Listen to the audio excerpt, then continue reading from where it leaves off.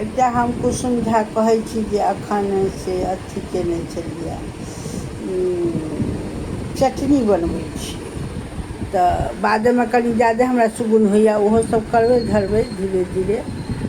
लेकिन एखन हम अहाँके बता रहल छी जे धात्रीके चटनी बहुत रङ्गसँ चटनी बनै छै, लेकिन एकटा चटनी हम जे बनेली आ से दै छी किनका किनका पसन्द होइए। ओहिमे धनी पात देबै,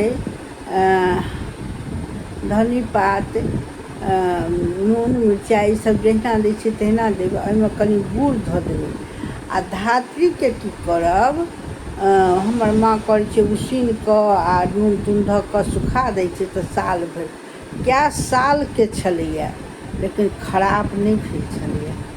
ओकर हम चटनी जे एहिमे कनि गुड़ धऽ देबै, गुड़ धऽ देबै आ तखन जे बनेबै धनी पात दऽ कऽ एखन, तऽ एखन ठण्डा मौसम छै रहबो करै छै आ चटनी जे सुन्दर होइए आ शरीरके लेल सेहो फायदेमन्द भेल।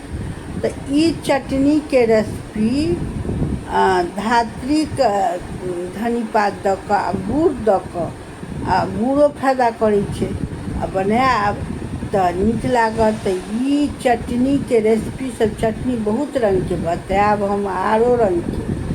तऽ ई हम एखन मुँहसँ बाजि रहल छी, देखै छी जे हमरा एहिमे कतेक व्यू आ कतेक लोक देखै छै तऽ कतेकके पसन्द अबै छै, तऽ लाइक कमेंट करै जाइए। तऽ हम अहाँके चटनी आरोके एकटा आरो बना कऽ कहै छी, तऽ ओकर अहाँ सब से अथी करब, ओकर कए रङ्गके हम देब चटनीके, तऽ कऽ कऽ देखबै आ खा कऽ आओर तखन हमरा लाइक कमेंट करब यूट्यूबपर कुसुम झा चैनलपर।